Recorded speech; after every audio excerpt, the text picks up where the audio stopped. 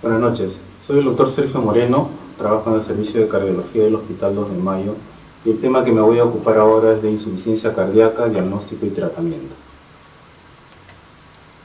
La definición de insuficiencia cardíaca es un síndrome clínico complejo que puede resultar de un daño estructural o funcional del corazón que altera la habilidad del ventrículo tanto para llenarse como para expulsar la sangre.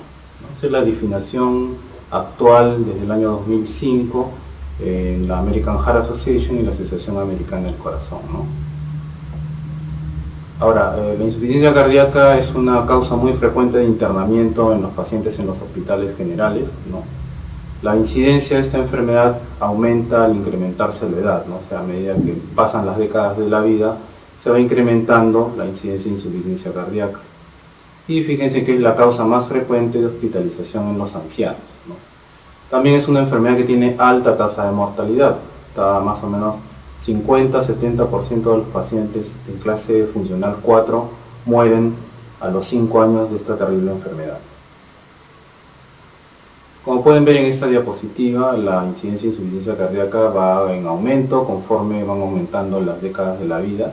Fíjense que alrededor de los 80-84 años hace un pico importante tanto en pacientes varones como en pacientes mujeres, ¿no? Ahora, ¿por qué se debe el aumento de los casos de insuficiencia cardíaca conforme avanza la edad, ¿no? Uno, porque la población está en constante aumento y el envejecimiento se va incrementando, ¿no? Hay también una mejoría en la sobrevida en los tratamientos de infarto de miocardio, con el desarrollo de las unidades coronarias y los sistemas de revascularización. Cada vez se ven más gente que es rescatada de infarto de miocardio, ¿no? Después, la morbimortalidad en hipertensión arterial todavía está alta, a pesar de que hay un aparente mejor control, pero se cree que todavía la cardiopatía hipertensiva está dejando mucha secuela de insuficiencia cardíaca, ¿no? Y el otro problema es que hay un aumento de la prevalencia de cardiomiopatías idiopáticas, entre las cuales está la cardiopatía dilatada y la cardiopatía hipertrófica, ¿no? Que no se sabe exactamente cuál es la causa. Entre los factores de riesgo tenemos los más importantes: la hipertrofia del ventrículo izquierdo, el envejecimiento, como hemos visto en las diapositivas previas, la enfermedad coronaria, tanto el infarto de miocardio, los síndromes coronarios agudos, la cardiopatía coronaria en general. La hipertensión arterial también es una causa frecuente y un factor de riesgo. Diabetes mellitus, de hecho que el paciente diabético tiene un alto riesgo de desarrollar insuficiencia cardíaca durante la enfermedad. Pacientes con obesidad y los pacientes fumadores, ¿no? Fíjense, este es un cuadro estadístico de un estudio en el European Heart Journal, en el cual comparan los hipertensos solos que se complican con diferentes enfermedades cardiovasculares, como son el ACV, la falla cardíaca y la enfermedad coronaria, en amarillo, y en rojo están los pacientes que tienen hipertensión pero que además tienen hipertrofia del ventrículo izquierdo. Fíjense cómo con estas patologías, ACV, falla cardíaca y enfermedad coronaria, la incidencia de este tipo de complicaciones es mucho mayor en pacientes que tienen asociado hipertrofia del ventrículo izquierdo, tanto para los ACV, para la falla cardíaca, fíjense la diferencia, y también para la enfermedad coronaria. O sea, la presencia de hipertrofia del ventrículo izquierdo ya es un marcador independiente para peor pronóstico en este tipo de enfermedades. ¿Cuáles son las causas principales de que un paciente tenga insuficiencia cardíaca, ¿no? A la cabeza está la hipertensión arterial, ya hemos hablado de esto. Es una enfermedad prevalente no solamente en nuestro medio, sino a nivel mundial, donde las estadísticas son bastante parecidas. La cardiopatía isquémica también le sigue, digamos, no en orden de frecuencia, pero sí le sigue como etiología, dentro de las cuales está el infarto de miocardio, los síndromes coronarios agudos y la cardiopatía isquémica en general, ¿no? Las valvulopatías como secuela de enfermedad reumática es otra causa también prevalente en nuestro medio y que debemos también tener en cuenta para hacer el diagnóstico diferencial. Pacientes con diabetes, ¿no? Terminan con enfermedad coronaria, ¿no? Y eso es una causa también muy importante de insuficiencia cardíaca. Tenemos también las cardiopatías congénitas en el adulto, que es lo que más vemos nosotros en el hospital, en el cual son pacientes pues, que nacen con un defecto cardíaco congénito, ¿no? Y que no se les descubre sino hasta que es adulto, y justamente se les descubre cuando entran en falla cardíaca, ¿no? Es una causa también bastante importante, ¿no? El embarazo, hay una cardiopatía llamada miocardiopatía periparto, que es una causa que no es muy frecuente, pero que se tiene en consideración en hospitales grandes donde se ve este tipo de patología, ¿no? Y después tenemos las cardiomiopatías familiares, entre las cuales está la cardiomiopatía dilatada, la cardiopatía hipertrófica, las cuales también más o menos en un 10 o 15% nos pueden provocar este tipo de enfermedad, ¿no? Después tenemos, hay un abuso a diversas sustancias, como por ejemplo el uso de cocaína, el uso de drogas para reducir de peso, como la fentermina y fentolamina, ¿no? Pues tenemos en la actualidad agentes quimioterapéuticos, como son por ejemplo las antraciclinas, y dentro de ellas está la doxorubicina, la cual puede causar daño directo cardíaco, ¿no? Y producir falla cardíaca, ¿no? Estos medicamentos, como ustedes saben, son utilizados en el tratamiento del cáncer de mama. Y se está viendo ahora más incidencia de insuficiencia cardíaca por este tipo de agentes, ¿no? También tenemos, no en mucho en nuestro medio, pero sí por ejemplo, pacientes que hacen cardiopatías dilatadas en Brasil, en Argentina, secundaria a enfermedad de Chagas, que también debemos tenerlo en cuenta, ¿no? El uso de medicamentos inotropos negativos realmente no ocasiona directamente daño al corazón, pero sí que puede exacerbar una disfunción cardíaca previa, ¿no? Pues tenemos otras causas como son el plomo, arsénico, toxinas endógenas, enfermedades del tejido conectivo, entre los cuales está el lupus eritematoso, la polimiositis, que pueden alterar de alguna manera el músculo cardíaco, enfermedades granulomatosas, infiltrativas, como la amiloidosis, y las miocarditis virales, y dentro de ellas el HIV, ¿no? Después tenemos finalmente las deficiencias metabólicas, estados de gasto alta, como por ejemplo el hipertiroidismo, la anemia crónica severa, fístulas arteriovenosas, ¿no? Y enfermedades tiroideas como por ejemplo el hipotiroidismo, que puede producir también estados de falla cardíaca, ¿no?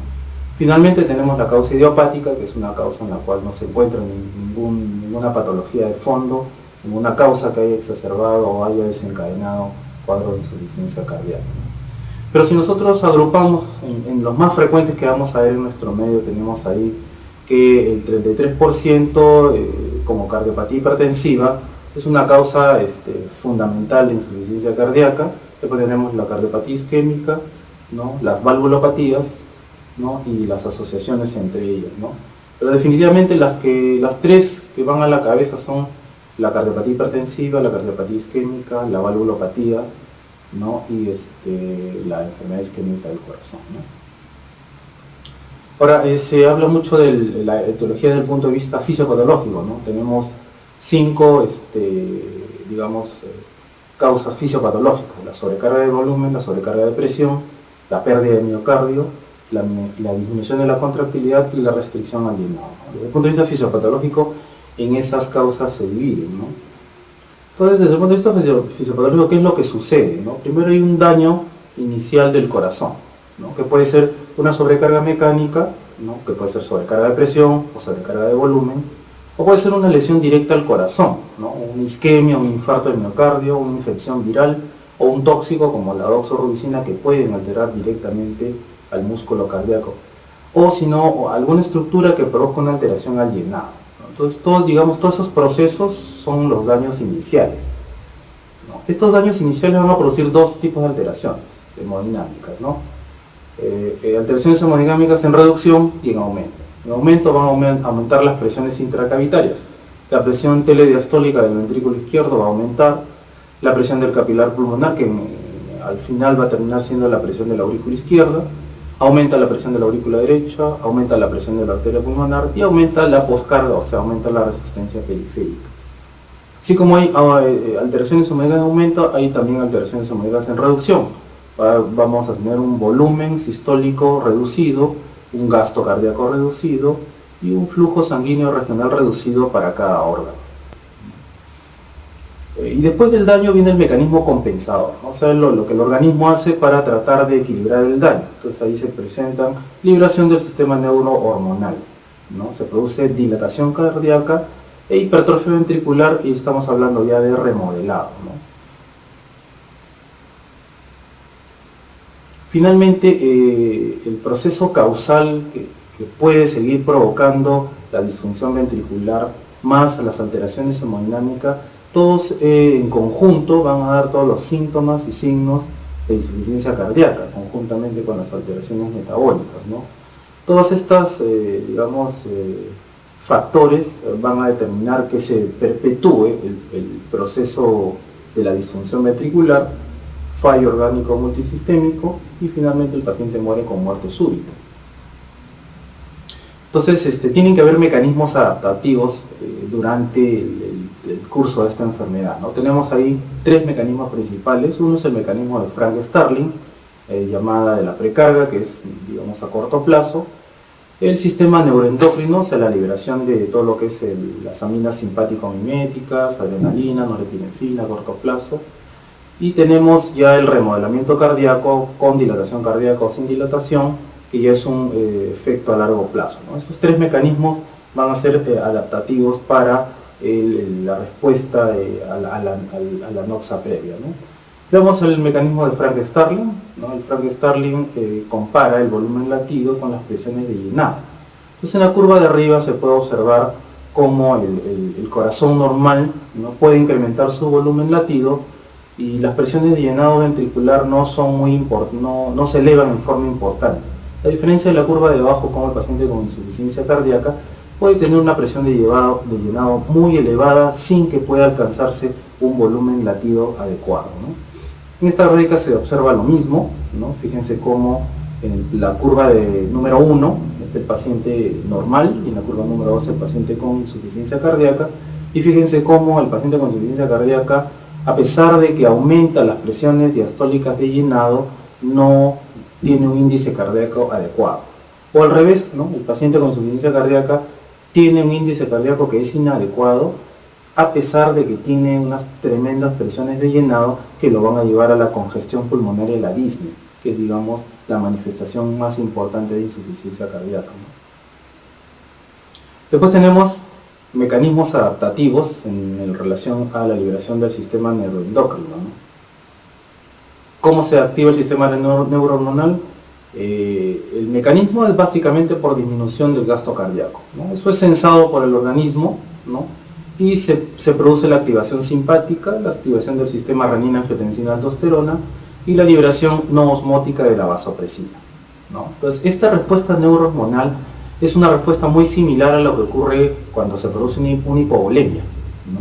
Se libera las catecolaminas, se libera angiotensina 2 y se libera aldosterona como una respuesta neurohormonal en conjunto, ¿no? Esto es lo que ocurre, ¿no? Digamos que sensa la caída de la presión arterial o la caída del gasto cardíaco, es sensado por los cuerpos aórticos y carotídeos, ¿no? Eso estimula el sistema nervioso central, y eso produce un incremento de la actividad simpática, tratando de aumentar el gasto cardíaco y tratando de aumentar la resistencia vascular sistémica. Por otro lado, el bajo gasto cardíaco o la hipotensión va a estimular al riñón para que se libere renina, ¿no? Y la renina va a hacer de que pase angiotensinógeno a angiotensina, ¿no? Y a través de la enzima convertidora de la angiotensina 1 pasa a angiotensina 2, y esto va a provocar varios efectos, no solamente a nivel sistémico, sino a nivel también de la corteza adrenal, la cual va a producir aldosterona, y la aldosterona va a producir retención de sodio y agua a través del riñón. Eso va a incrementar el volumen sanguíneo, y esto va a hacer que se incremente el gasto cardíaco y aumente la presión arterial, ¿no? Por otro lado, a nivel de los vasos sistémicos o los vasos periféricos, la angiotensina 2 va a producir vasoconstricción sistémica, y a nivel cardíaco va a producir hipertrofia, ¿no?, del miocardio e hipertrofia de la pared vascular. Todos esos efectos son de la angiotensina 2, ¿no?